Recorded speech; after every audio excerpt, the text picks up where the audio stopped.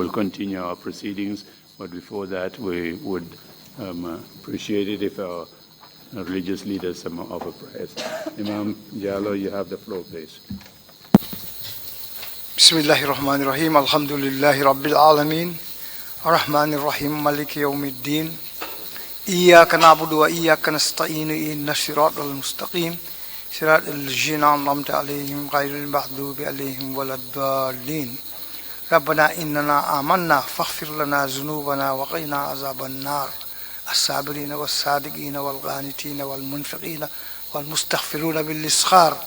شهد الله أنه لا إله وملائكته وأولو العلم قائما بالقسط لا إله إلا هو العزيز الحكيم ربنا آتنا في الدنيا حسنة وفي الآخرة حسنة وقنا عذاب النار سبحان ربك رب العزة عما يصفون وسلام على المرسلين والحمد لله رب العالمين. Thank you very much, Imam Jallo. Bishop, you have the floor, please. Thank you, Chairman. Lord God of power and might, we thank you for your goodness, your mercy, and your grace, and your love, and your forgiving power to all your creation throughout the whole world. We thank you for seeing us through the past week and for bringing us to the beginning of another new week. We continue as we sit at the TRRC to give ourselves unreservedly under your direction, your protection, your providence, your security, and your defense. And that you will grant that as we seek the truth, the day will come forth, and that there will be healing, there will be reconciliation, there will be reparation, and your justice will descend mightily upon this land. This we ask through Christ our Lord. Amen. Amen. Thank you very much, Bishop. Council, are we ready to continue from last Thursday? If we are, you have the floor, please. Proceed. Good morning, Mr. Chairman, Commissioners. Good morning to you all. The plan for today is to proceed with the witness of last week, and thereafter we hope to have 2 more witnesses, all of whom would talk about the muscling of the media during the 22 years of Jammeh. Over to you, Sagar Thomas, for a continuation of the testimony of this witness. Good morning, Mr. Chairman. Good morning, Commissioners. Good morning, members of the audience. We are ready to proceed with completion of the testimony of the witness from Thursday. Mr. Usher, can you kindly bring in the witness? Thank you.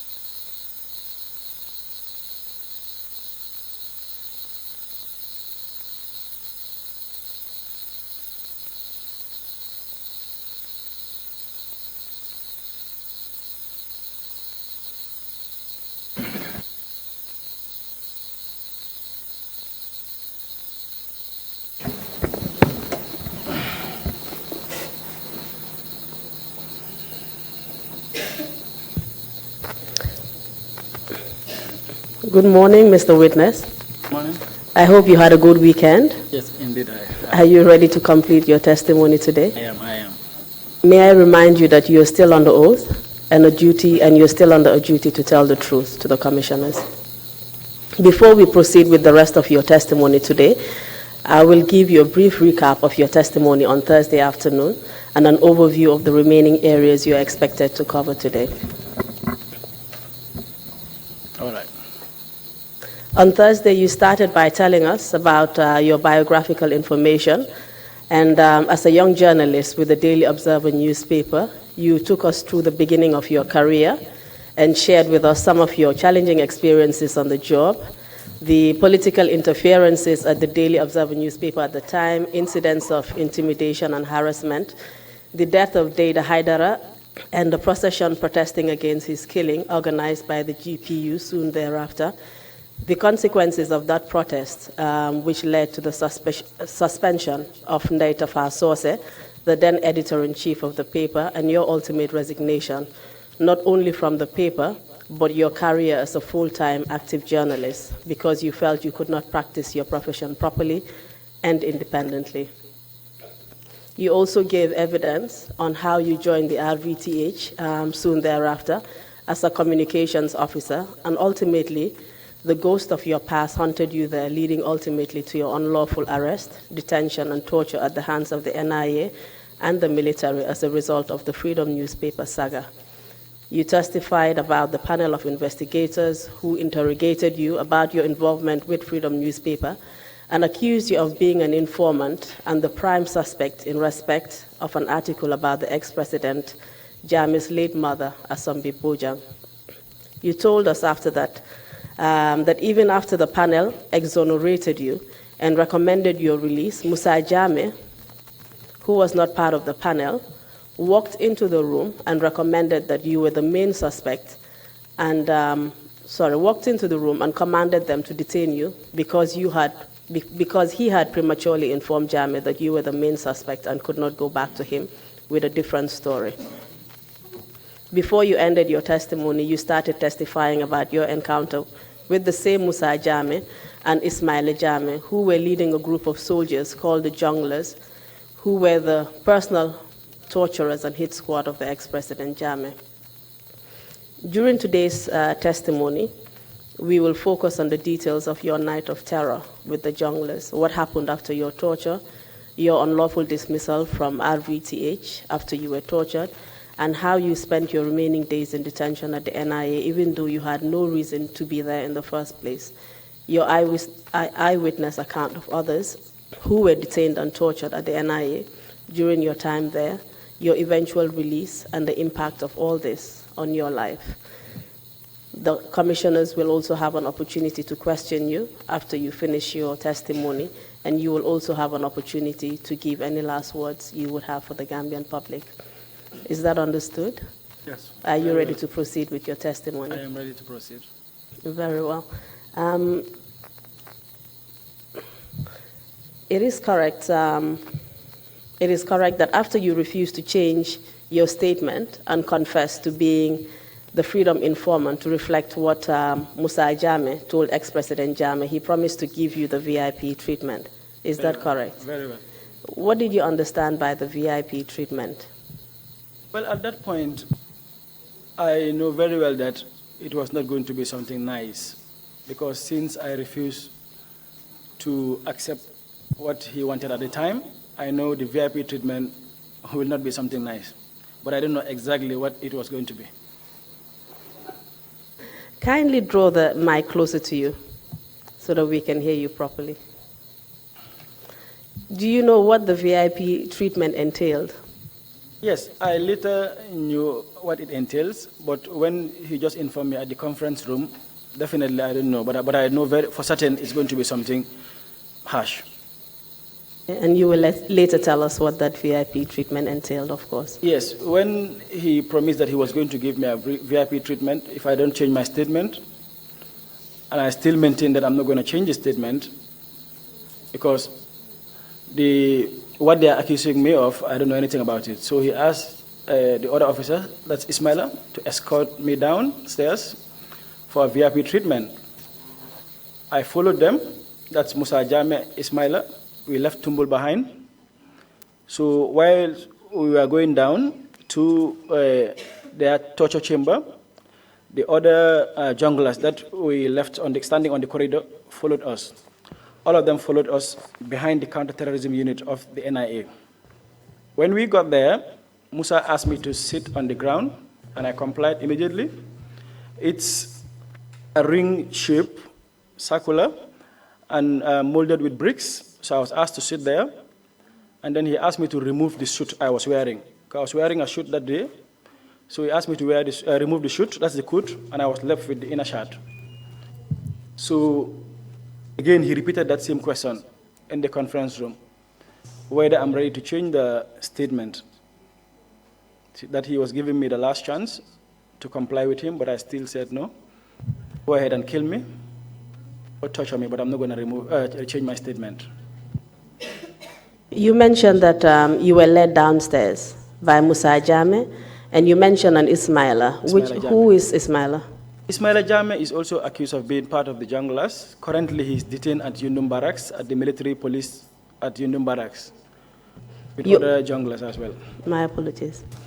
You also mentioned that the corridor leading downstairs to the counter-terrorism unit was lined up with soldiers. Do you know who these soldiers were? I can't remember those other soldiers. The only three people I can remember are those I've mentioned. That's Musa Jame, Tumbul Tamba, and Ismaila Jame. The rest, I can't recall their names now, or even their faces.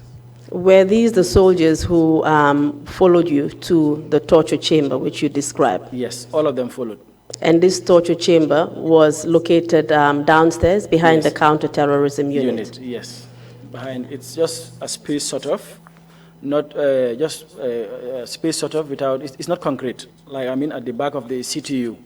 So where I sat, you have blocks, like it's a circular part, molded with cement blocks. So I was asked to sit on the ground, so I complied. And sorry, Mr. Mboob, continue. Yes, after sitting on the ground, then Musa said he's giving me another opportunity to change my statement.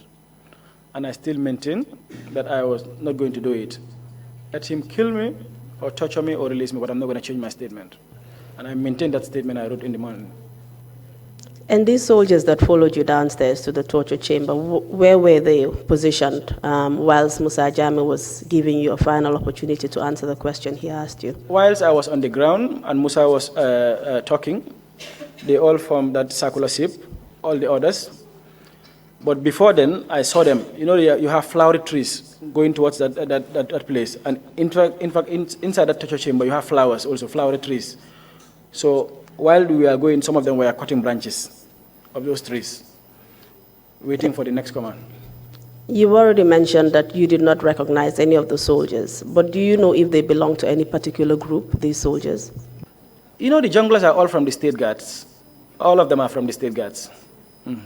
You were saying that these soldiers were part of the junglers? Yes, all of them. And these junglers were being led by Tumbul Tamba? Tumbul Tamba at the time. He was the head of the junglers at that time, in 2006. Okay. But you mentioned that Tumbul Tamba did not come down with you. Yes, when we were going, he did not. So when they started beating me, whether he joined them, I can't remember. But we left him upstairs when we were going downstairs. As far as you know, who was commanding the junglers when you were being tortured? Musa Jame, Captain Musa Jame. Kindly tell us what happened next. So he kept repeating this question, and when he got fed up, he said, okay, since you don't want to change your statement, one, we will bury you alive, two, we will fire you. But before talking about the burial aspect, he then asked one of the guys who was holding the AK-47 to cock his gun and fire me. Then I was on the ground. That moment I thought, yes, I'll be the next day the Hydra. I'll be shot. Then this guy cocked the gun, but did not fire, pulled the trigger. He just cocked the gun, when Musa asked him to stop. Malik, are you ready to change your statement? I said, no. Go ahead and do whatever you want to do, but I'm not going to change my statement. Immediately he said, okay, then let's bury him alive. I saw the guy with the spade, but they did not dig anything. Let's bury him alive. Start beating. Beat him. That's how they all started beating me. Some with those branches of trees, others started kicking. I was beaten for some time. I wish you can, that night, if you see me, you can even recall this, Malik, because I was bleeding all over. Can you tell us who beat you? All of them standing, except Musa and Ismaila. All of them, except Musa and Ismaila. Musa Jame and Ismaila. Ismaila Jame. Ismaila Jame did not beat you. No, at that time. But Musa commanded them to beat me. So, and what was Ismaila Jame doing? Ismaila was just standing, doing nothing. He did not beat me, he was just standing, doing nothing. So this beating took some time. I can say 30 minutes. I was crying. At some point, in fact, I couldn't cry. So I just bear the pain and did whatever they were doing. All of a sudden, Musa received a call that night. This was between 2 a.m. and 3 a.m. And he stepped aside, out of that place. And Ismaila whispered to me. I think Ismaila was the second in command because we left him both upstairs. So Ismaila whispered to me that that call came from the State House. Whether it was the president, I don't know, but the call came from the State House to find out what we are doing here. So Ismaila told me, we were asked to torture you, but not to kill you. But the way things are going, they may kill you. So because he told others to stop beating. And he told me that, okay, what are you going to do? Immediately Musa returns. If they are beating you, just pretend as if you are dead, so that they can leave you. So when Musa returned after that phone call, so he asked them why they stopped beating me, but they did not say anything, and he asked them to continue beating. He started beating me again. So the next moment I said, okay, let me seek heed to Ismaila's advice. Whilst they were beating me, I just pretended as if I'm dead. No movement. So the next minute, Musa announced to those people beating me that if you kill him, I will arrest all of you. Because one, I didn't even ask you people to beat him. Immediately he changed his statement that he didn't ask them to beat me. So if they kill me, he will arrest all of them that night. So immediately he announced that this same Ismaila who whispered to me carried me from the ground. Then Musa was following. You can see that he was afraid whether I was dead or not. So Ismaila carried me back. As he was going back to the cell, Musa was following, trying to find out if I'm breathing or not. It seems he was panicked at the time. Then Ismaila told him to go back. It's okay, he will take charge. So that's how Ismaila carried me to the cell, and they locked the cell again.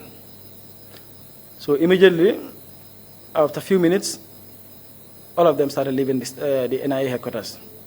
But Musa was really particular whether I was leaving or not. Let's just go back to your torture sessions. You mentioned that they were beating you. What were they beating you with? Sticks, military boots. Some were using their physical fist. Yes. And can you also tell us who was doing the beating? All of them except Musa and Ismail at the time. But I can't recall their names. But all of them were beating me. You mentioned that in the middle of the torture session, Musa Jame got a phone call from Yes. State House. That's what Ismaila said, yes, from State House. And you mentioned that the call was to find out what was happening with you. Yes, with me. You also mentioned that Ismaila Jame gave you some words of advice to play dead. Mm-hmm. Is that correct? That's correct. And you're saying that he basically saved your life? That night. Can you kindly tell us what happened after you were taken back to the cells? Ismaila carried me back to the cell with the NIA security guard because they are the one responsible for the keys.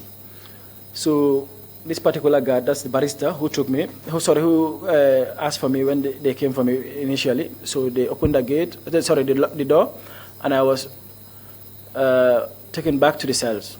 So when I got inside, then my co-detainees, they were so scared because they don't know what was happening to me out there.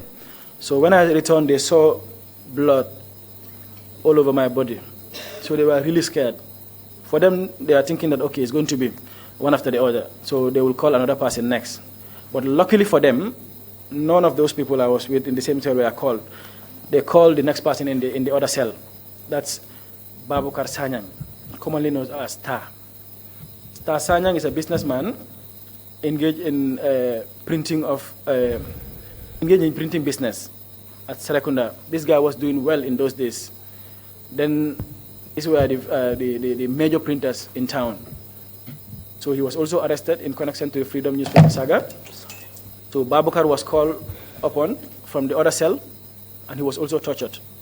Because you can see the condition I was with, you can see Babukar in the same condition the next morning when we saw each other.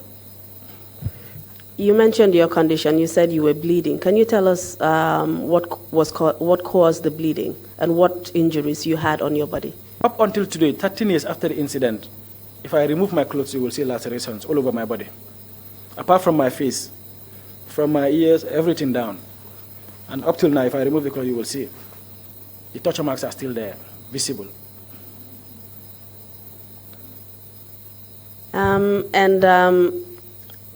After you were taken to your cells, you said the other detainees were there. Can you just remind us who these detainees were?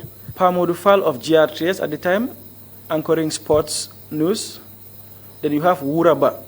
Wuraba was operating an internet cafe along Westfield, around the Westfield area. Then you also have Musa Sarif, the proprietor of Voice newspaper. Then he was working with the Point newspaper. You also have Lamin Bojang from MRC, Hari Juf, Cherno Kamara from Gamtel in our cell. Then the other cell, you have the Babukar Sanyang, that's star.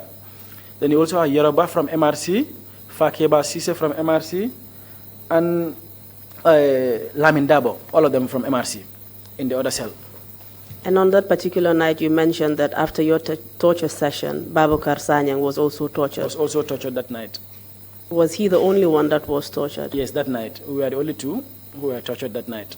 And what was the condition what was his condition after he was tortured? Same applies to me. You can see, in fact, Babukar's eye was really reddish in color when he was brought back. The next morning, you can see the eye was reddish in color, and you can see blood stains all over him.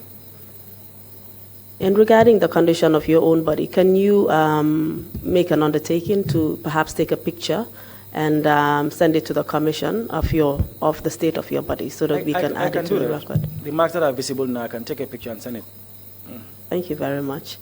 Did the detainees do anything about your condition when you came back? Yes. In fact, what they were asking was exactly my ordeal in the hands of Musa Jame and the junglers. So, but then I can explain it because I was really tired and I was really suffering at that night. So they just allowed me. For them, they were just discussing what was going to happen next because they don't know whether they will come for them or not. But the chances are that they were thinking that yes, they will come for all of us because we are all accused of the same crime, despite the fact that we are innocent of the crime they accuse of. So they were just discussing while I was resting until the next morning. And what happened to your wounds? Did you receive any treatment? Not at that spot, because the next morning, early in the morning as usual, the guards on duty will open the cell door for us to ease ourselves. So that morning, one Abdullah Suare was on duty. So Abdullah came early in the morning to open the door. He is commonly called Suare at the NIA headquarters. Imagine Suare, when Suare saw me in that condition, he was crying, bitterly crying. The bunches of keys he was holding, in fact, it fell. Until my co-detainees advised him, this is not safe because your people, they can come, they can see these things. Just open the door. Though it's painful, but he was not happy with the condition I was. The guy was crying bitterly, seeing me in that condition. As far as you told us, it was the soldiers, yes, the soldiers, the military personnel called the junglers who actually tortured you. Do you know if the NIA were actually aware of the fact that you were being tortured at the NIA premises on that night? The next morning, this was reported to, the first thing they did, my co-detainees, is to inform SOW. Where we were detained, Samba SOW was the head of that unit. That's the investigation department. They informed SOW. SOW came to the cell and saw my condition. And I believe SOW did the same thing, followed the chain of command, informed Nuru Seka about my condition. Whether Nuru informed the Director General or the Deputy Director General, I'm not sure. But SOW did inform Nuru about my condition. And immediately I asked for medical, for me to be taken to the hospital. SOW did the same thing because he informed me that he had told Nuru so that they can take me to the hospital. But that was not the case. Whether it was refused from the DG's level or the Deputy DG's level, I don't know. But I was not taken anywhere that day. I was just like that, suffering. And how many days did you remain in detention after that? I spent 139 days in detention, but basically over a week in the cell. Then after that, after about 9 or 10 days, we were removed from the cell to the reception area, where we spent the rest of the days. But before they took me to the hospital, it took like 9 days because I insisted that they must take me to the hospital.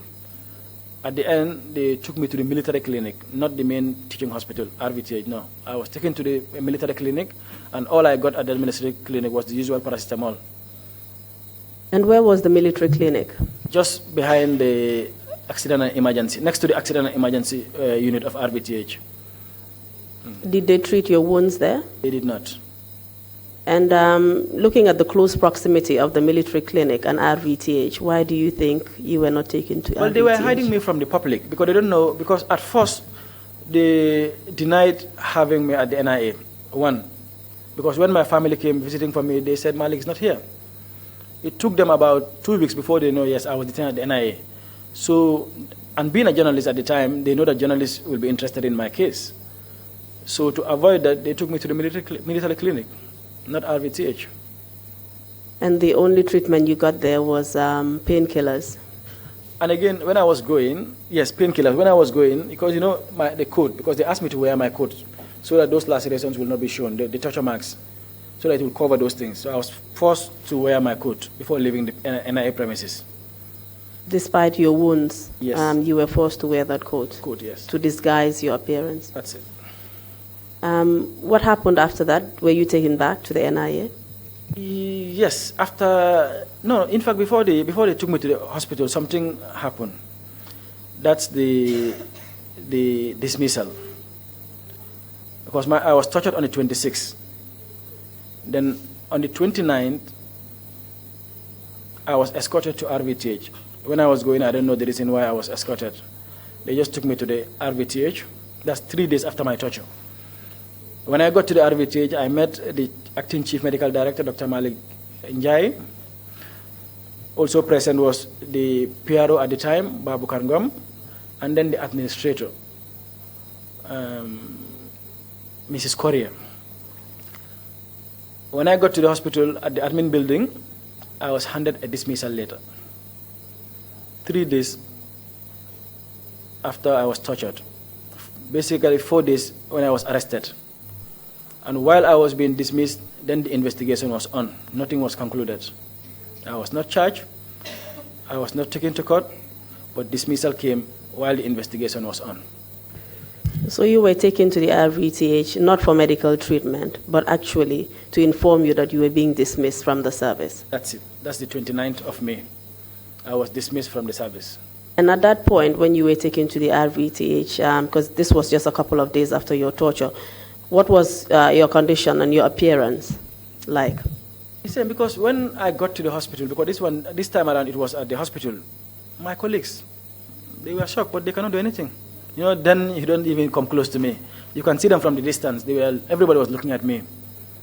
They were shocked that I was going through. In fact, it was that visit that, is it Fourier or another paper wrote about my story, that they saw Malik was spotted at the hospital and he was not in good shape at the time. One of the papers carried that story, that I was spotted at the hospital. And none of your colleagues asked any questions or raised any alarms? They cannot do it because I was escorted by security agents from the NIA. So their mission was let him go and receive the dismissal letter and then move back to the NIA. Do you have a copy of this dismissal letter? Yes, I have the copies, and I want to also dwell on my dismissal. Because, as I said, it was really funny.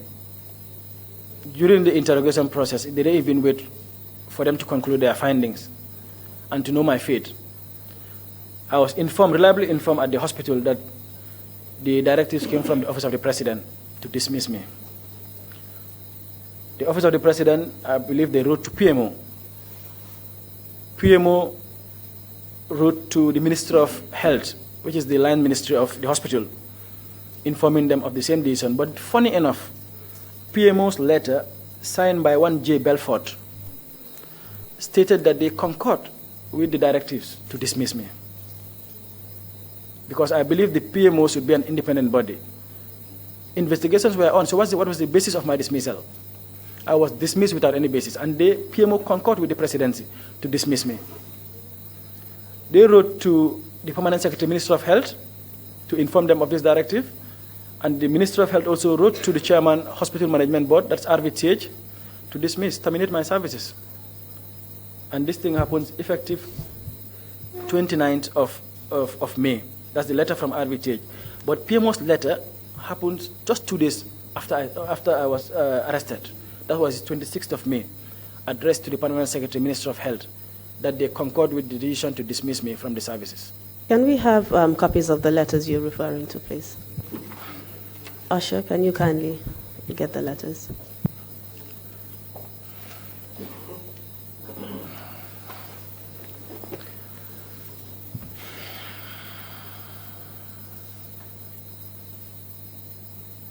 Thank you very much. Mr. Chairman, we would like to put into the record 2 letters dated the 26th of May, 2006, and the 29th of May, 2006, to form part of the record. These are the dismissal letters of Mr. Mboob, and then we would want to refer to them.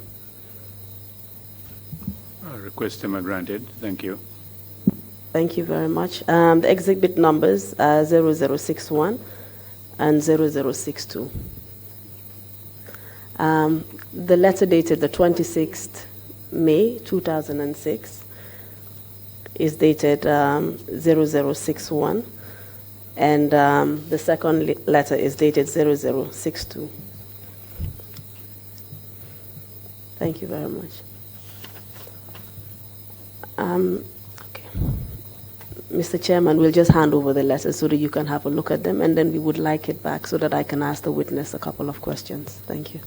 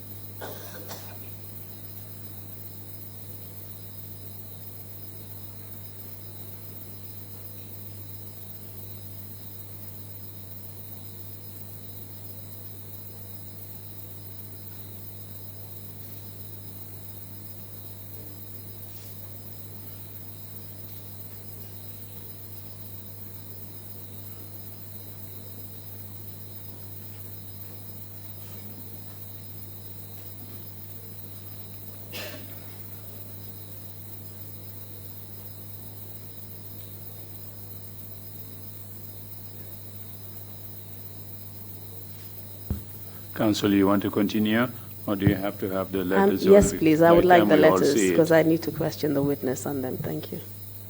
Let me take a bit of time.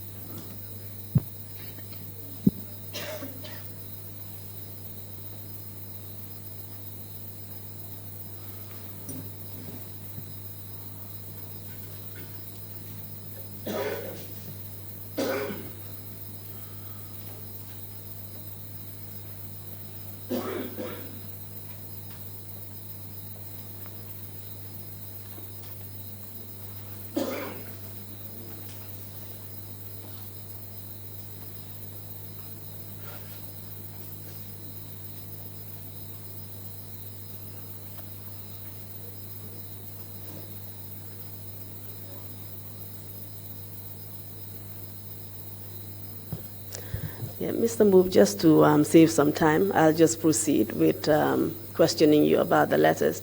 The letter that you received from PMO, it was copied to different institutions. Can you remember who those letters were copied to? Yes, the letter was copied to the Secretary General Office of the President, one, the Permanent Secretary, Ministry of Health and Social Welfare.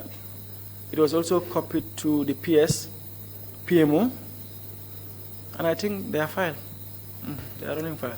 I can understand the letters being copied to PMO and the Ministry of Health, which was the line ministry. Can you tell me why the letter was copied to the Office of the President? That goes to show that the directives came from the Office of the President. Because as I said, when I got to the hospital to receive my dismissal letter, I was told by one of my colleagues there that the directives came from the OP through PMO, Ministry of Health, then to the hospital, that I should be dismissed. So that's the reason why they were also copied, that they concurred with the decision to dismiss me. And was it normal that dismissal letters of every civil servant in the country would be copied to the office of the president? I doubt this. I believe because they have interest in my case, that was the reason why they were copied. Very well. So you've mentioned that after you were taken to RVTH and you were dismissed, it was subsequently that you went to the military hospital and you were treated. Is that correct? That's the correct chronological order? Yes, it's correct. After 9 days, yes. Okay. And after you left the military hospital, did you go back to the NIA? Yes. After the military hospital, I was escorted back to the NIA, as usual, back to the cell. Yes. And at that point, can you tell us who the director of the NIA was whilst you were being detained there? Harry Sambo was the Director General, assisted by Momodu Hydra. And at any point, did you have any cause to see him or actually communicate with him during your detention? Yes, all through our detention, we've been trying unsuccessfully to meet with Harry Sambo. In fact, it came at a time Harry stopped using the main gate. Because as I said, we just spent about 9 or 10 days in the cells. Then after that, we were taken back. We were spending the rest of the days at the reception area. So at the reception area, you cannot enter the NIA and we will not see you. So Harry stopped using that gate. He was using the back gate by the seaside to and from his office, just to avoid us. And why do you think he was avoiding you? One, we were arrested, detained, tortured, accused of a crime that we are innocent of. And now, because our case was handled by 3 service chiefs, the IGP at the time, the Chief of Defense Staff, and Harry Sambo. So when they realized that we are innocent, all of them distanced themselves. So nobody was willing to take the case file to the president. Because the police, the Ministry of Justice advised that we should be released. But no, they refused to hear it, simply because they are afraid to do so. So what they decided doing was just distance themselves, all the service chiefs. And can you tell us under what circumstances where the police and Ministry of Justice, under what circumstances did the police and Ministry of Justice advise that you be released? At the end of the investigation, the file was sent to the prosecution unit of the Gambia Police Force, just for them, to scout their opinion whether these are chargeable, whether there is any evidence, in fact, in the first place, or is it chargeable or so. The advice remained the same. 1, there is no evidence attached to this. 2, there is not chargeable, so it's better you release them. I'm sure they were not satisfied. They sent the files again to Ministry of Justice for the same legal opinion. And then we learned that the same advice came. Then they just ignore us like that.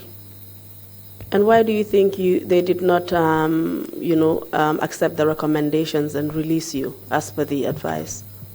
Our arrest and detention, it was well publicized in those days. And Freedom newspaper and the Jammeh regime, it was a critic of Jammeh, Freedom newspaper. So they thought, okay, we have got them. The people who have been informing Panderimbai, we've got them. You see, the publicity given to the case at the time, and at the end of the day, after the investigation, you can't get an evidence from all of us. So I'm sure they were scared. And after what we've been through, to come back and tell the president, yes, we got the wrong people, I'm sure they were scared of that, of losing their jobs. So the reason you were not released was because they were afraid to go back to President Jammeh and tell him that you were not the main suspect, as they had informed him. Correct. And this was the second time that this was happening. The first time was when the panel exonerated you at the beginning of your interrogation, and Musa Jammeh walked in and said you should be detained, even though you were innocent. Correct.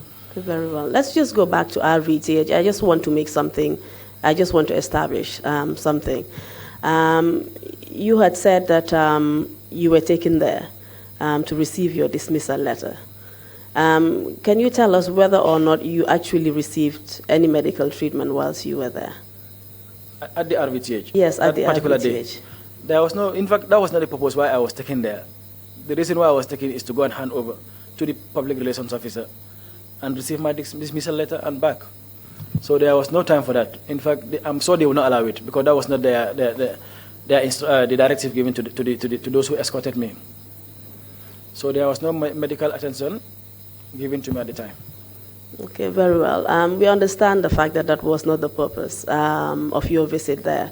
But any reasonable person would have thought that going into RVTH, which was the main hospital in the Gambia, and seeing your appearance and your condition then, your colleagues at least would have suggested that perhaps you be given medical treatment before you were whisked off to the NIA again. Yes. As you rightly mentioned, any right-thinking person would have done that.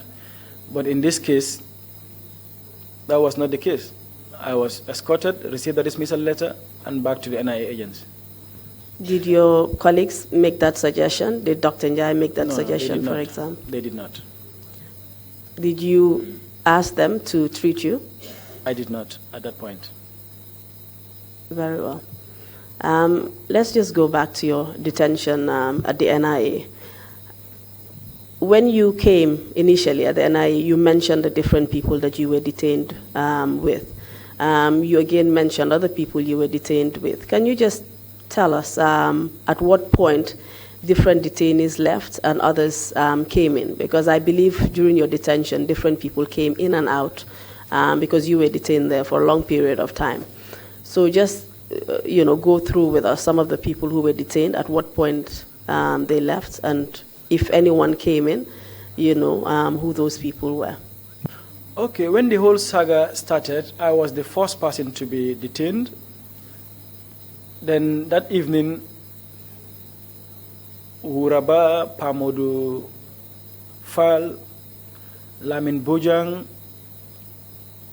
Cherno Kamara, Hari Juf, Hadi Dabo, Babukar Sanyang, Fakeba Sise, Yeroba, and Lamin Dabo were brought in that same evening. So after, on the 30th, because this was on the 25th, then on the 30th, 5 days later, Lamin Cham came with Duta Kamaso, and Lamin Cham, he narrated his ordeal here last week. He was also tortured mercilessly by the same gang, Musa Jame and others.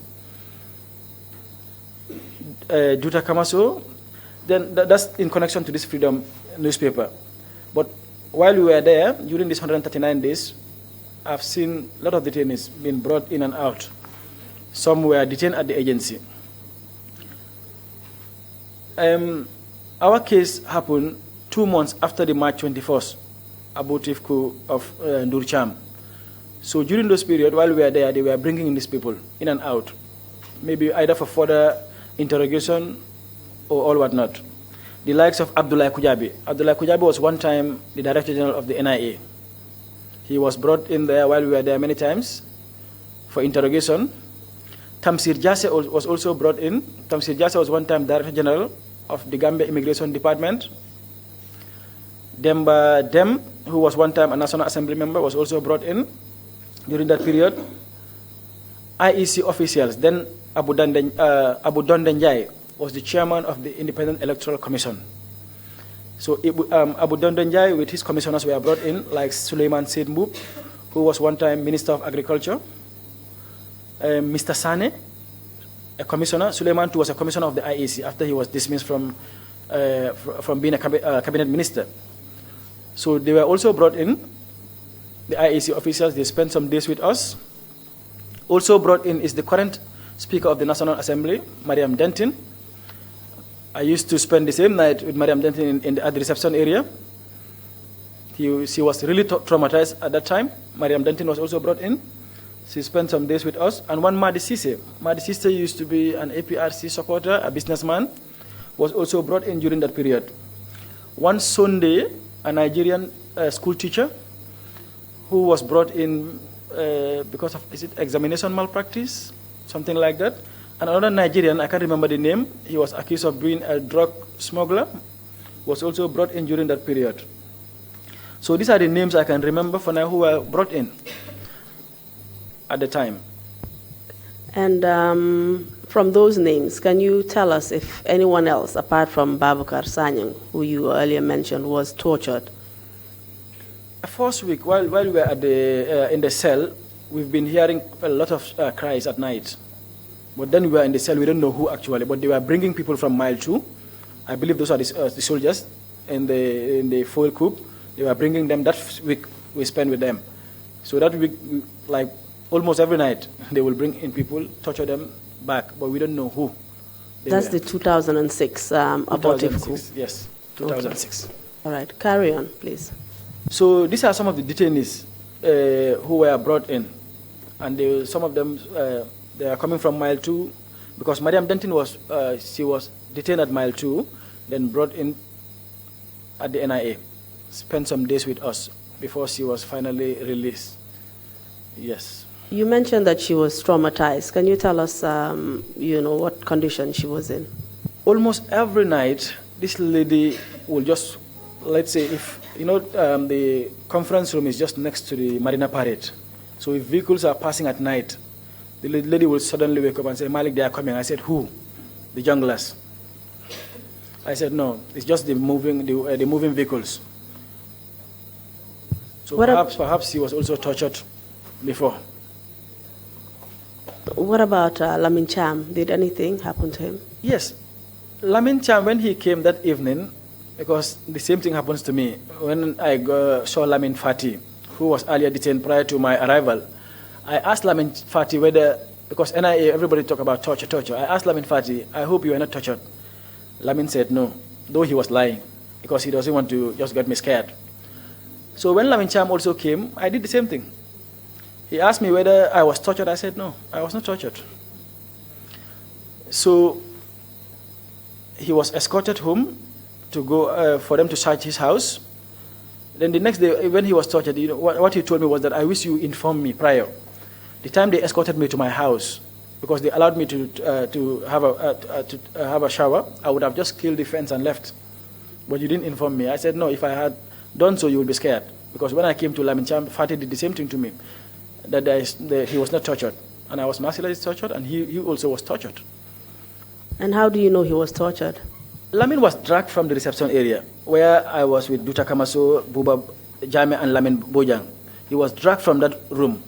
In fact, they started torturing him, not even behind the CTU, at their parking lot. That's where Lamin Cham, that's where they started kicking him. And he was dragged from that place to the parking lot. Then you can see, immediately they left the room, Lamin started crying. Immediately they left the room, that was then Lamin started crying.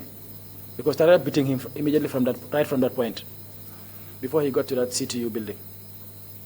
And after his torture, was he brought back to the same detention? He was brought back to the same condition with me, lacerations all over, blood oozing all over his body. And what did you do in respect of Lamin Cham? We consoled him that I've also been through, and it was my co-detainees who were supporting. I was not taken for any medical checkup, so we are consoling him. He did mention here that Duta Kamaso was also doing the motherly thing, trying to help Lamin heal those wounds. And whilst you were detained, who remained in detention with you and who was released eventually? Yes, after about 10 days, we were all called out and then handed a form. By this time around, it was coordinated by the NIA. So we were asked to fill that form. So we all took a copy and a pen. So as we were filling, I saw a question which says, what's your political affiliation? I saw my colleagues writing APRC, simply because they want to be released. Personally, I refuse to write APRC. I just put NA, not applicable. Question 2, which party did you vote for in 2001? All of them, as usual, APRC. I stated NA, with other questions about biography and stuff like that, addresses. Then they call out the list. Yes, all of you can go home. You are supporting APRC. Malik, you are going to stay, since you are not supporting APRC. I stayed back. All of them were released that day, including Lamin Cham and others. I refused to, because I'm a journalist, I should not lie about those things. I was not supporting APRC. I did not vote for APRC. So why should I lie? Because I want to be released. And who did you remain there with? Were any other people also detained with you? Yes. That day, all of them left, except Duta Kamaso, Sergeant Buba Jame from State House, and Lamin Bojang from MRC. So we are 4 in number. So we are just left like that. Do you know if anything happened to your panel of investigators as well after you were detained? Yes. On July 22nd, 2006, when we already spent 2 months in detention, I think Khalifa Bajinka was the commander of the State House. But during that abortive coup, he was in Nigeria studying. But I think he was mentioned as one of the suspected military officers who took part in that coup. But he was not in town at the time. But his name was featured. Khalifa's brother used to work at the NIA, one of them, called Yaya Bajinka. Yaya was privy to this information. Yaya called his brother that your name has been mentioned. Please don't come after your course. But Khalifa insisted that he will come because he was not part of that. That was just an allegation. He was not part of that the list. The very day he was arriving also, the brother called him, please don't come. Once you are here, they will arrest you. He insisted that he was coming because he did not do anything. At the airport, he was not arrested. He was allowed to arrive. Then went to his Mile 7 residence. Then at Mile 7 residence, I think this was on the 22nd or 21st of July, the NIA were tasked to go and arrest Khalifa. This was also, the directive came from Musa Jammeh also. That was Nuru Seka, was the most senior officer at the time. Bamba Mane was the officer commanding CTU, but he's late now, of the NIA. Samba Sow, the officer commanding investigation, and his deputy, Assis Hydra. These were the 4 people assigned to go and arrest Khalifa Bajinka at Mile 7. Before they left that evening, his brother called him again, Yaya, that they are about to come at so-and-so time. Please leave. The man insisted that he was not going anywhere. But I don't know what, all of a sudden, before these people arrived at Mile 7, he took a taxi and left for Brikama. When he got to Brikama, we were informed that his uncle, one Bunama, I think he's also a commercial taxi driver, Bunama took him to Casamance. From Casamance, I think he flew out or he stayed there for some time. So he was not arrested. He escaped before these people got to Mile 7. Then Musa said these people connived with Bajinka, the NIA personnel, so let them all be taken to Mile 2. All of them were taken to Mile 2 that night except Assis Hydra. For what reason, we don't know. But we saw Assis the next day. He reported to work. But Nuru Seka, Samba Sow, Bamba Mane, they were all taken to Mile 2 that night for failing to arrest Bajinka. The next morning, they started arresting Bajinka's family. Yaya, the NIA operative, was arrested. Uye used to work with the security, Civil Aviation Authority Security, Uye Bajinka. Ensa Bajinka also was arrested. Ensa used to work with the Drug Law Enforcement Agency. Bajinka's wife, who was working at the hospital, at the airport at the time, was also arrested. And Bunama, the uncle who took him to Casamance, plus another one Manjang from Yundum, is Bajinka's friend. They were all rounded up and brought to the NIA. And they were all spending the night with us at the reception area, and they were taken one after the other for interrogation. And how did you learn about all of these things that you've just told us? We were free at the time, because after 9 days, we were removed from the cell. We spent the rest of the day under the mango tree, just by the parking lot. So you see operatives coming, giving us information, because we used to sit there. So all these things were happening, we were being informed. And when they were arrested, they were brought to the same place we were detained, at the reception area. And this is Bajinka's family you're referring to? Yes, Bajinka's family. Did you receive any information from them as well? That? Receive information about what you told us from them? Yes. Because we were all in the same place, we were discussing, they were telling us how they were arrested. And whilst you were detained, do you know if your detention was reported in the media? It was widely reported, apart from Daily Observer newspaper. That was the only paper that was not writing about our detention. The only time they wrote about us was when they branded us as informants. but they were not writing about us, but the point, the foyer, they were writing about us. And being a journalist, when I was detained, at night, sometimes, I don't want to name this particular security guard, I'll phone Papsen of the Point newspaper, give him information of those that are arrested. At most of the time, if I see anything happening at the NIA, I'll call Papsen. I'll pick my phone from the reception area, call Papsen, return the phone again. The next day it will be published. And Bajinka's family that was arrested, as you narrated, was this in retaliation to his escape? Yes, in retaliation to his escape. So this was just, they were being punished because he had escaped? I believe so, because they have nothing to do with the case, but they are all rounded up. Very well. Let's just proceed. And you just mentioned about the papers reporting your detention. Do you have some of the papers with you? Yes. These are some of the local papers here, but if you also need the printout of the international media houses that publish, like the BBC, the Al Jazeera, and the like, I can also give you printouts of those. But these are the local papers here that we are talking about our case. Can you please hand them over? Mr. Usher, can you please help us?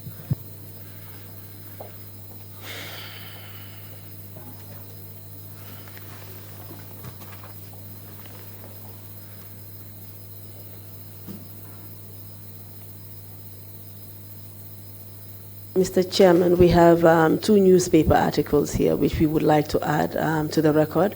The first is the Point newspaper, dated Thursday, October the 12th, 2006, captioned Malik Mboob, Duta Kamaso released.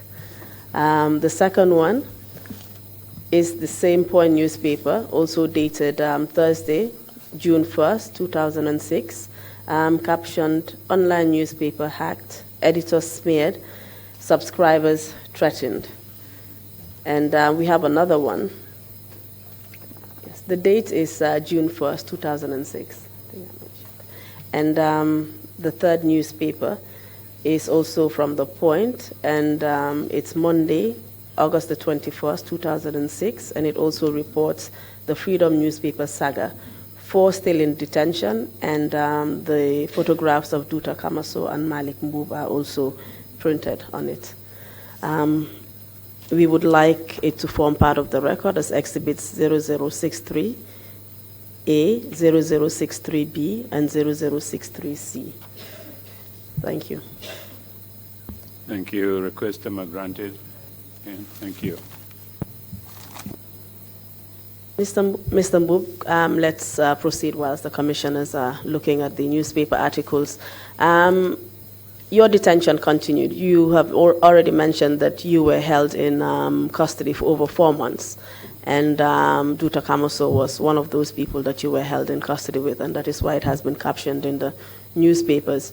Can you just tell us what the general conditions of your detention were, and did they change over the course of time? Yes, after a good number was released, after 9 days or so, so just the 4 of us were left behind, and during those periods, because now it was clear to the NIA that these people they are innocent, so we were just left languishing in detention like that. But during those periods, from time to time, we will ask Sow, that's OC Sow, Samba Sow, that we want to see the DG. Because we can't be left like that. If they believe we've committed a crime, let them charge us and take us to court. But we can't just be left like that. And seeing him now becomes a problem. Because we've tried severally, and we don't know what was happening through OC Sow, that we want to see him. Then at some point, after we spent 2 months, one day, Buba Jame, the soldier, was escorted to Mile 2. For whatever reason, we don't know. They just asked for him, and then he followed the NIA to Mile 2. So he was remanded in Mile 2 for 1 night, then brought back the next day. So when he was brought back, in fact, he was demanding from those operatives that they should take him back to Mile 2. Then I asked him why. Because Mile 2 alone, the name Mile 2, why do you want to go to Mile 2? He said it's better to be imprisoned in Mile 2 or detained in Mile 2 than NIA. I said, well, I asked why. He said, because when I got to mile 2, I was in a room alone with a concrete bed. But look at the cells here. You share with other people. So I prefer to go to mile 2. The condition is better for me there than being detained at mile 2. Just to tell you the horrific condition of the NIA at the time. Indeed, Mr. Witness. And also, you know, when you mentioned the family of Bajinka also being detained at the NIA, can you tell us whether they were tortured as well? No, I can't remember. I don't think they were tortured. Yes, they were just detained for some time, then they started releasing them one after the other. Going back to your conditions of detention, did you have access to your family? For 1 month in detention, in fact, they don't know where we were because my parents were going in from one police station to the other looking for me.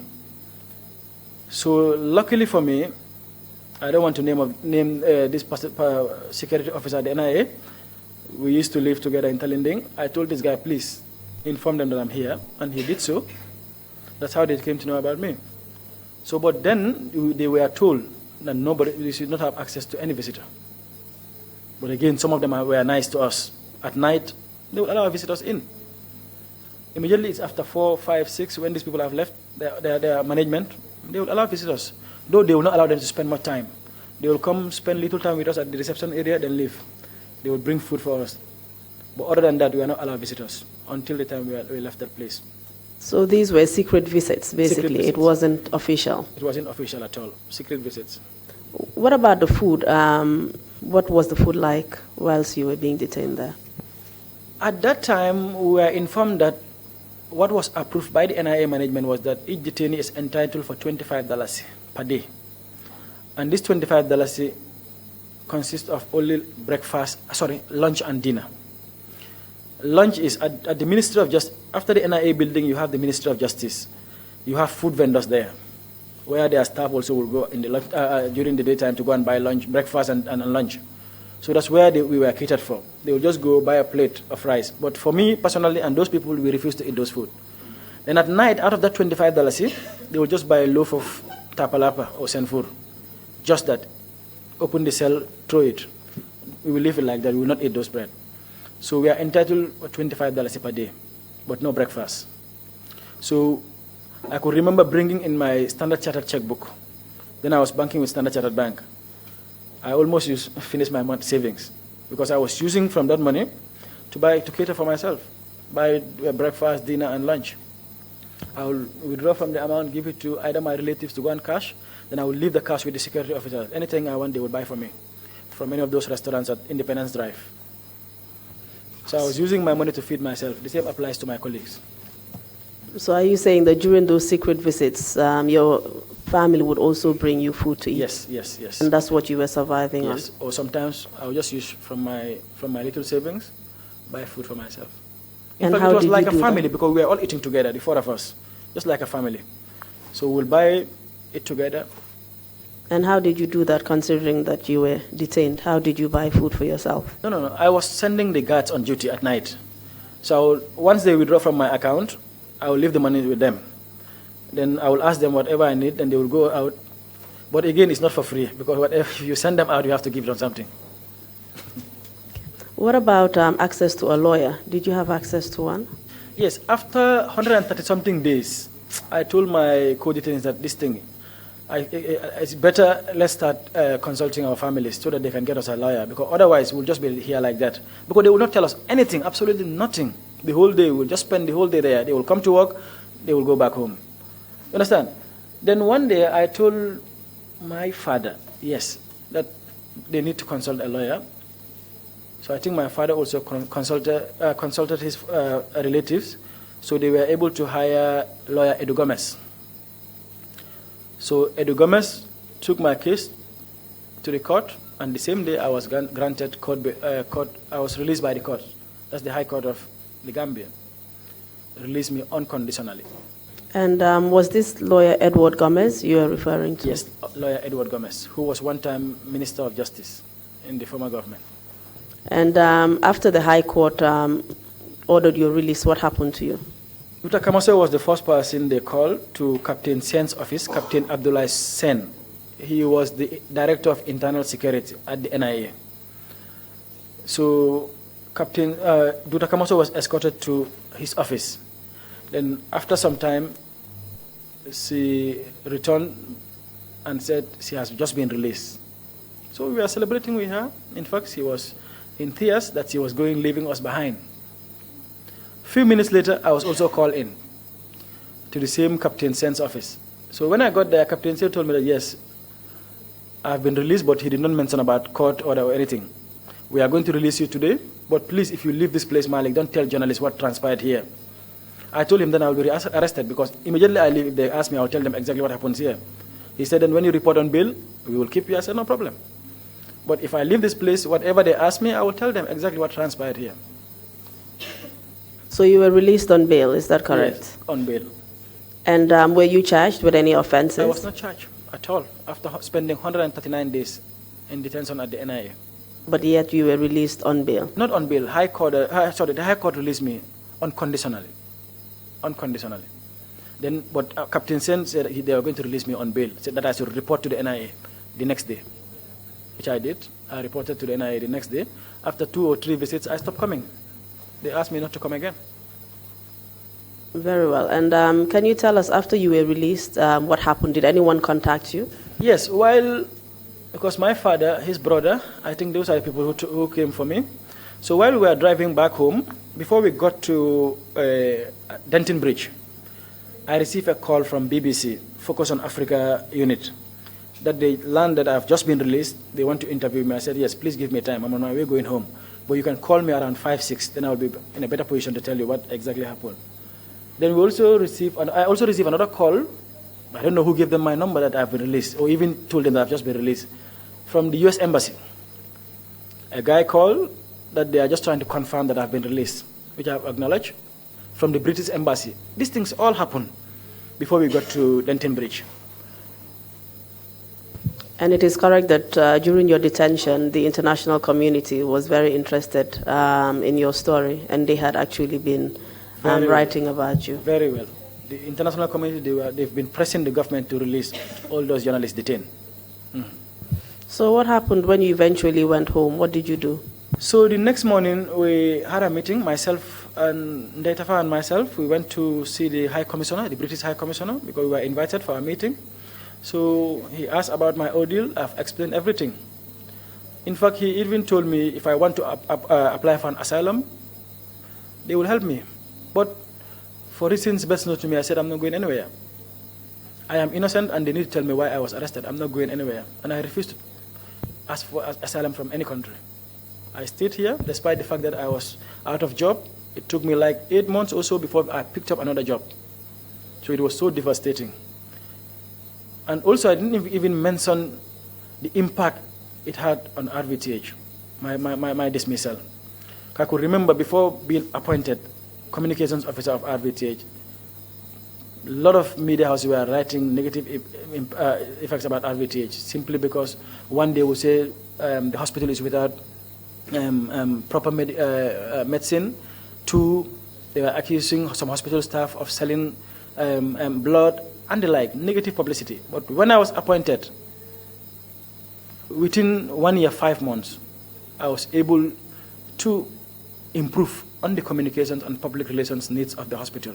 1, a monthly hospital bulletin. 2, a quarterly newsletter. 3, updating that website, that hospital website, because it was a source of information to elective students, to applicants, those who want to work for RVTH. So I was the source of information. That website was their source of information. All hospital activities were being updated regularly. When I was dismissed, that website has never been updated until this year when they set up another website, because nobody was there to do it. The newsletter, the bulletin, the same thing. Even going to the extent, because the attrition rate was very high at the time at the hospital. So many medical staff were leaving for MRC, Bafro, and the like. I initiated a scheme with the help of tourists that comes to the Gambia, whereby tourists visiting the Gambia, they give us cash or kind donation. And those, after returning back to their hospitals, if they want to be friends of RVTH, per month, they will be sending us £10, £15, and the like. There was this account we opened in the UK. So money was coming in. And what was the purpose of this money? Because we were giving back to medical staff as a form of allowances, just to retain those medical staff, because they were leaving at an alarming rate. We said the only way we can retain them is at least, we cannot compete the likes of MRC and the like, but if you adjust whatever they are having, because the government salary was not much, so let's just adjust whatever we are making from this scheme. I also wrote to Combo Beach Hotel. There was this mobile dental clinic, which I found there. It was not working, dysfunctional. So I wrote to Combo Beach, they gave me $1 million to start up that mobile dental clinic. That will be going around those with dental cases. It was really effective. It was a 1-year contract, and it was going to be renewed. But before it was renewed, I was dismissed from the RV. So I did a lot for that hospital. Even now, if I walked into that hospital, they keep thinking about it. So the impact was not only on me. Look at a hospital like RVT without a proper functioning website until this year, when they are able to have another website. So because the know-how was not there. Those who were not there, those who were PRO after me, they were not able to do it. Thank you, Mr. Witness. We note the impact of your dismissal on RVTH, but we would particularly like to know what the impact was on you, the dismissal, not being without employment. What impact did it have on you in particular? As the breadwinner of my family up till date, it was so devastating, simply because the culture in this country then was that if you have problem with the former president, or even just with State House, people tend to distance themselves from you. Your friends will not visit you, especially your friends in government. They will all distance themselves from you. Getting another employment, don't even think of government, even some private sector, because if they think that, yes, he had problem with Yaya Jammeh before, who will give you employment? So I was like that until after 8 months without employment, and I was the breadwinner of my family. So how did you survive? From the savings, the little savings I made for the previous 5 or 6 years I've been working. That was the only thing I was depending on from my savings. Yeah, what was the impact on your family as well? My mom, until the time I was released, my mom would come up to the arch, but she will not be able to come to the NIA. Anytime she gets to the arch, that's where she will stop. You know, motherly love. My parents, they were worried, where is our son? Because if you go to the NIA, he's not here. We've been visiting so many detention places, centers, and he's not there. It was so devastating. But they've been going around looking for ways of seeking for my release, but unable to do so. What was the impact of your torture on your health and on your life in general? Up until today, I'll go for physiotherapy, because I could still feel the impact of the torture. Up until today, I've spent a lot of money on physiotherapy, up until today. So it's so devastating. And what do you feel? General body pain all over, up until now. What about emotional and psychological effects? It's there, because in those days, in fact, you don't go closer to the government when you are released, because you don't want them to re-arrest you. Those are the fear, that hope they will not arrest me again for the second time, because it's embarrassing to the government that I was dismissed, detained, and arrested without anything, any proof. So the trauma was that I may be re-arrested at any point of time. But I also refused to leave the country, simply because I was innocent. Even if I was to be arrested, I would just bear it. But leaving the country was not an option. What was the impact on your professional career? You know, you mentioned that you had to basically, stop full-time journalism. You had to go into other areas, similar areas, but you couldn't practice journalism. What was the effect of that? Because of the interference then, I totally quit the profession, simply because I was also trying to avoid, and later on got into the same thing. Because for me, my integrity matters. If I'm going to be a journalist, I have to write factual stories. No matter, even if the story is against the president, as long as it's factual, it's reliable and balanced, I don't mind the consequences. So you had to stop doing something that you loved? Very well. Okay. And I can remember those days, because my first enrollment at the University of the Gambia was in 2002, because we were thinking that journalism will come. Because it was well circulated that because when the university was established in 1999, in 2002 we were thinking that the journalism there will be a journalism program. So most of us applied thinking that journalism program will come. There was no program until after 15 years before Yaya Jammeh will allow the UTG to start enrolling students to do journalism program. But my first enrollment in 2002 was to study journalism. When there was no journalism, I said, let me opt for development studies. But that was not the case. It took 15 years before the university will accept it through its chancellor, the former president then, to accept journalism program at the university. So we were part of the first cohort. We were enrolled and graduated in 2019. February. And do you know why this was the case? Yeah, Jammeh hate journalists, we all know. He called us all sorts of names. Even then, it was just the state media that were allowed, including Observer, and that was not for all cases to cover State House. Sometimes, I mentioned it last week, if I go on my own, they will ask me to go out, that I was not invited, except something that they want publicity, that's the time they will call Observer. So he hated journalists so much. Have you followed up on your dismissal since you left? You have already said in evidence that your dismissal came from the President's office. Is that correct? Yes, from the President's office. Did you make a complaint to anybody? I dare not. I said, okay, since I got my freedom, let me just move on with my life. But pursuing to know why I was dismissed or trying to get compensation or reinstatement is suicidal. I was not even thinking of such. But I would also urge this commission. I don't know who was the permanent secretary for PMO at the time, but let them be invited and explain why I was dismissed. I'll urge this commission to do that, please. I'm sure the commissioners will note your urge for them to do that. Thank you very much, Mr. Witness. That's the end of your testimony. I will now hand you over to the commissioners for any questions that they may have, and we will come back to you for any final words that you may have for the Gambian public. Thank you, Mr. Chairman. Over to you. Thank you very much, my counsel, and thank you very much indeed, Mr. Mboub, for your testimony. Sorry we couldn't finish it on Thursday, and then had to bring you back again for a second day. But thank you for your testimony. Commissioners, if you have any questions, please indicate. We'll do that. Yes, Deputy Chair, you have the floor. Thank you, Malik. Thank you. I have two questions. One is a question of clarification. You mentioned that the head of the IEC was Abu Dande Njai. Did you mean Ndondi Njai? Then the other one is in connection with your employment at the RBTH. Were you employed by the Hospital Management Board or were you employed by the PSC? Because your dismissal letter comes from the PSC. We have not seen your employment letter. So I just need to know who employed you in the first place. Okay. The first question, I think I made a mistake, is Ndonde Njai. Ndonde Njai. He's late now. Then the second question, my offer letter that was given to me by RVTH was signed by is from the Hospital Management Board. Not from PMO. Hospital Management Board. Thank you. Thank you. Commissioner Bojang, you have the floor, please. Thank you, Chairman.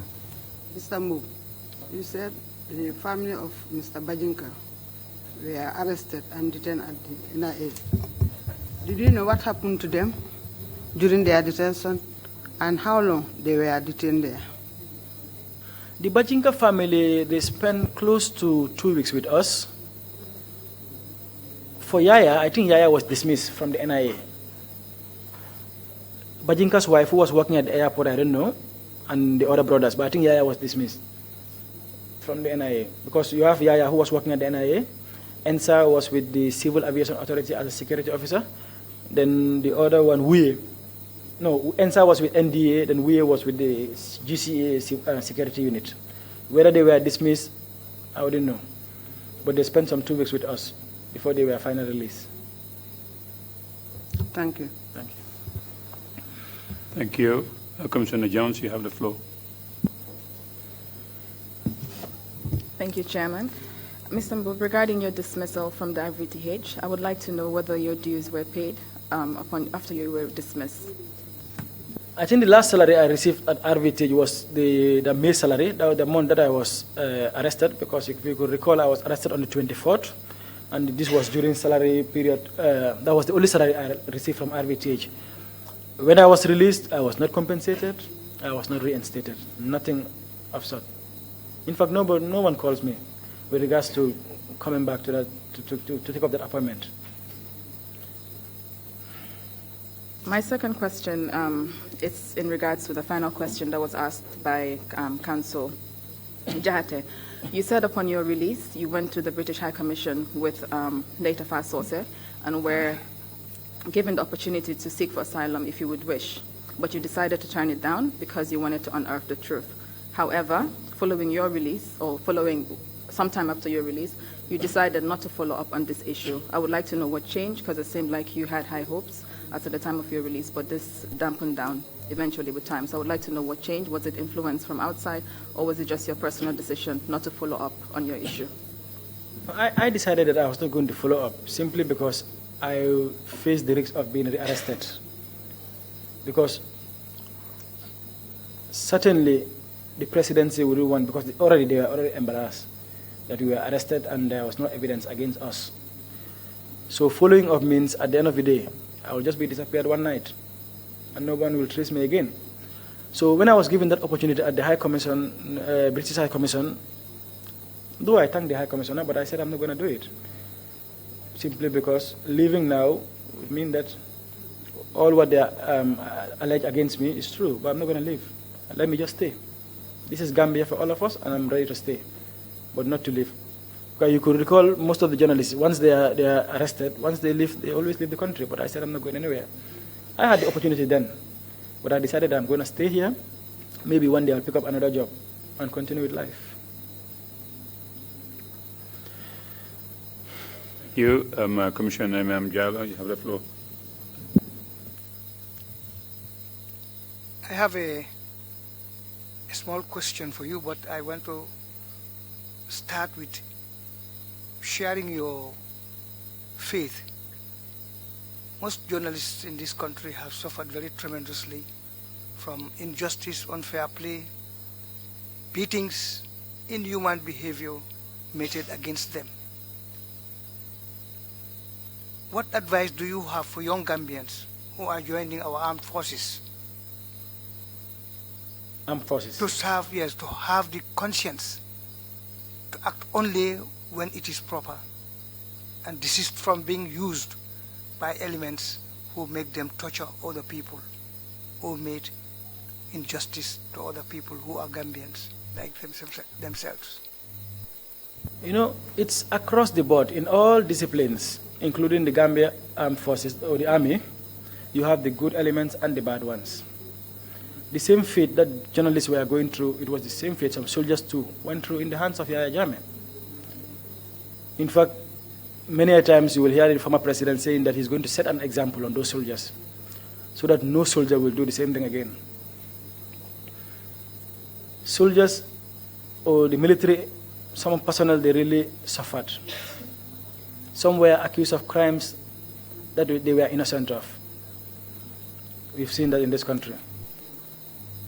So the torturers then, who were the junglers, this is just a small group from the State House. Even those at the State House, those soldiers, other soldiers apart from the junglers, they fear them and they are soldiers like them.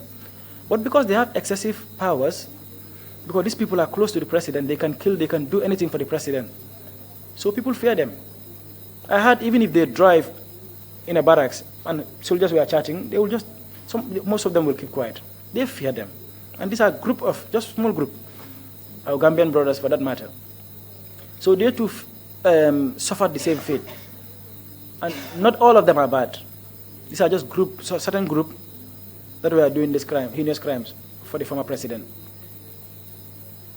But the advice is that with this adage, never again, I don't think, not just journalists, but all disciplines, no one will allow such things to happen again in this country. Because now the awareness is there, people can come out publicly to address issues without fear. So I don't think such things will happen again in this country. For me, up till today, if I quit my job, if I should go into the media again, I will do the same thing without fear. Thank you very much indeed. Bishop, you have the floor. Thank you, Chairman. Mr. Malik Mbub, in your narration, you did mention some staff of the MRC who were arrested and detained. Can you tell us the reason why staff from the MRC were arrested? The night or the day the Freedom newspaper was hacked, they were arresting all subscribers. And the subscribers were not only journalists. Like Wuraba I've mentioned, then Wura was not reporting. Wura was running an internet cafe at Westfield. The same applies to the the MRC staff from MRC Fajara and MRC Farafenye, the likes of Lamin Bojang, Yoruba, Lamin Dabo, and Fakeba Sisi.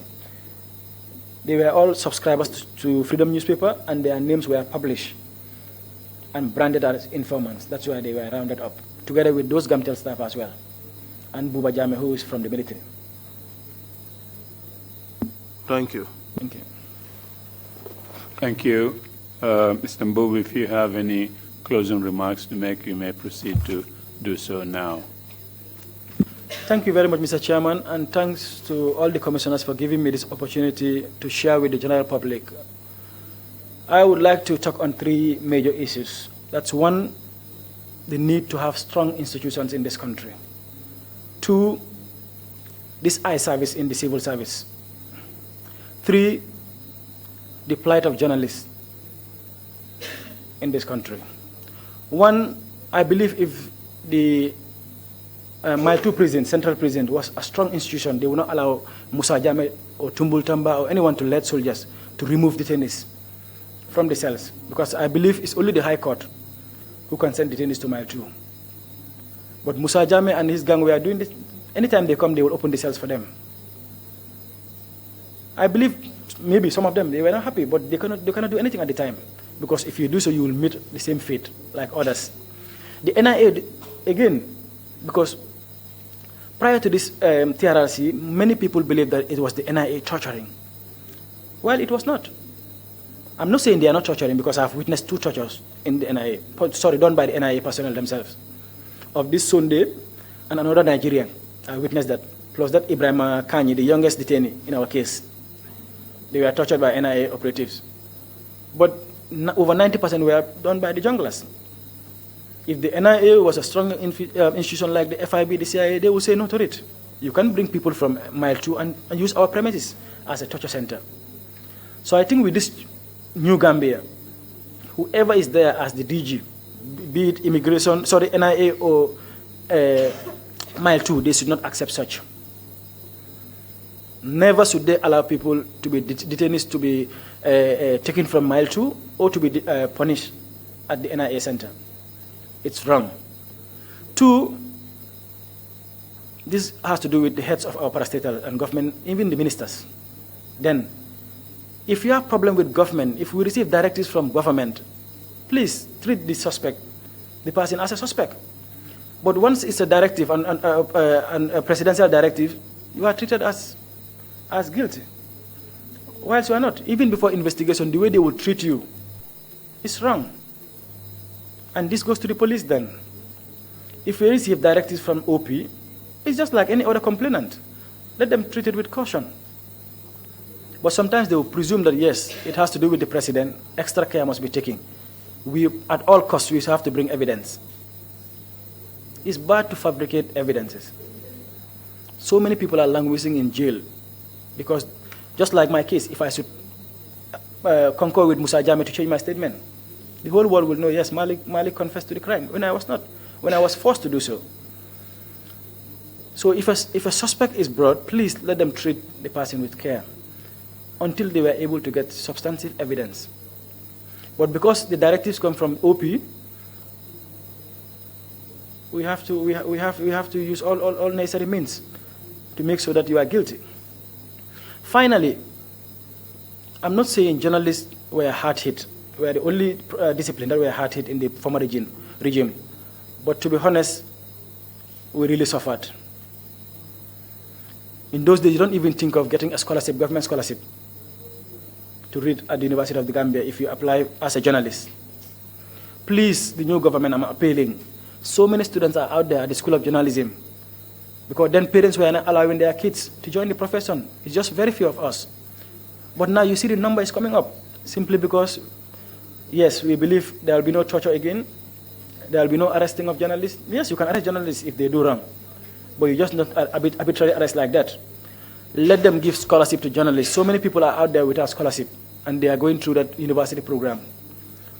Because they were accusing them that journalists, they are not trained journalists, they are just join the list.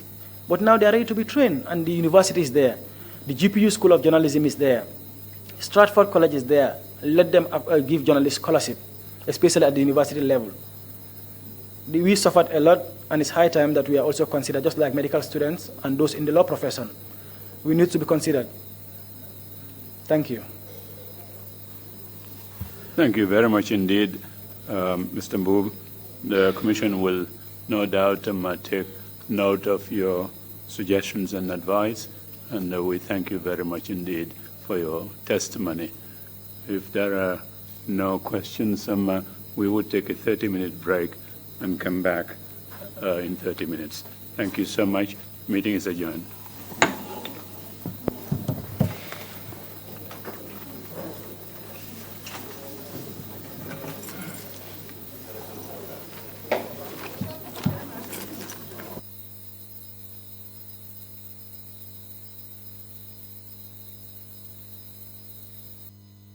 We thank you very much indeed for your testimony.